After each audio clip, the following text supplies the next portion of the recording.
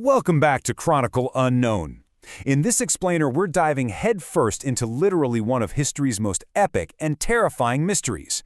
A cataclysm so massive it completely reset the trajectory of human civilization, wiping out centuries of cultural and technological evolution in the blink of an eye. Around 1200 BC, within the space of roughly 50 years, almost every major civilization in the eastern Mediterranean collapsed simultaneously. The Hittite Empire vanished, Mycenaean Greece fell, Ugarit was burned and never rebuilt. Egypt survived, barely. The cause has never been definitively identified. To really grasp the sheer scale of this catastrophe, consider three rapid facts. First, dominant empires fell like dominoes in just 5 decades. Second, millions of people were either displaced or perished. And third, a highly advanced, interconnected world was plunged straight into a dark age. 50 years. In the grand sweep of history, that is a sudden, violently abrupt full stop. Literally 0 major powers were left unscathed. Every single one, stretching from Greece and Italy in the west, all the way to Egypt, Canaan, and Mesopotamia in the east, they all suffered catastrophic failure or absolute destruction. Whether it was a massive empire or a small kingdom, nobody could escape the systemic failure that just ripped through the Mediterranean during this incredibly tight window of time. Centuries of progress? Gone. Monumental architecture, complex writing systems, and the thriving economies of the late 2nd millennium BC simply ceased to exist. We aren't just talking about a shifting of borders here. We are witnessing the onset of a true dark age. The civilized world was effectively wiped away, leaving behind nothing but ashes and, unanswered questions. Part 1.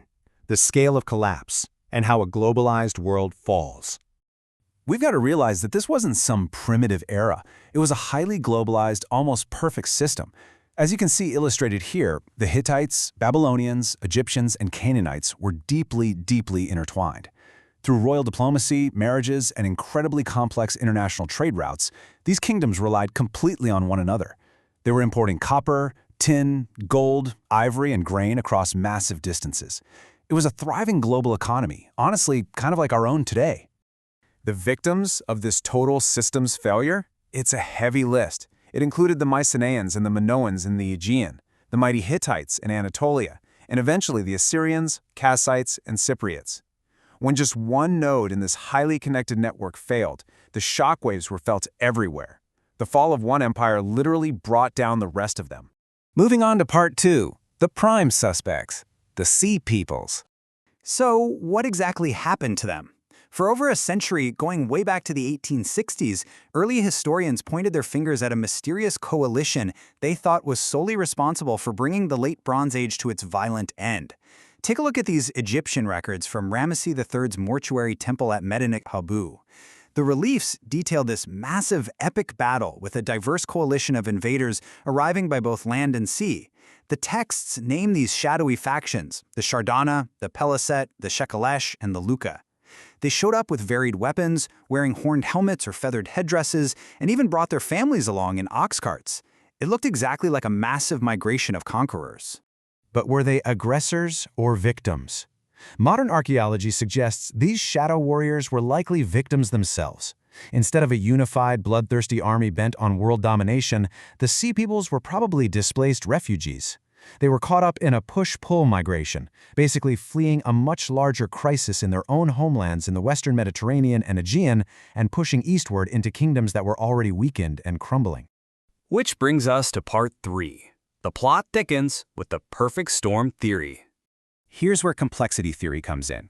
You have to view the Late Bronze Age like a modern stock market or a fragile power grid, deeply interdependent and highly vulnerable. Instead of a single boogeyman cause, these empires were hit by a catastrophic perfect storm of systemic stressors: severe climate change, massive earthquake storms spanning decades, severed international trade routes that literally starved their economies, and brutal internal rebellions sparked by famine. Once enough of those critical nodes fail, the entire system goes dark. And we actually have direct scientific evidence for this now. Scientists took fossil pollen cores drilled straight from the bottom of the Sea of Galilee and coastal Cyprus, proving a severe 300-year drought began around 1250 BC. This absolutely devastated the agricultural backbone of these kingdoms. We even have these desperate letters from Hittite queens writing to Egypt, begging for grain, stating quite literally, "I have no grain in my lands. It is a matter of life or death." That is just chilling. Archaeologists can also basically read the rubble to figure out what happened at individual sites forensically. They can easily distinguish between natural disasters, like severe earthquakes that left slipped keystones, crushed skeletons, and walls leaning at impossible angles, and what we call a total Type 1 human-driven conflagration. In a Type 1 destruction, you're finding 2-meter-high layers of pure ash, intentionally burned granaries, and embedded arrowheads everywhere. This was deliberate, total annihilation. Let's dive into Part 4, Ground Zero, and the final days of Ugarit. To really see what this system's collapse looked like on the ground, let's look at the incredibly wealthy Syrian port city of Ugarit. This clay tablet is just haunting.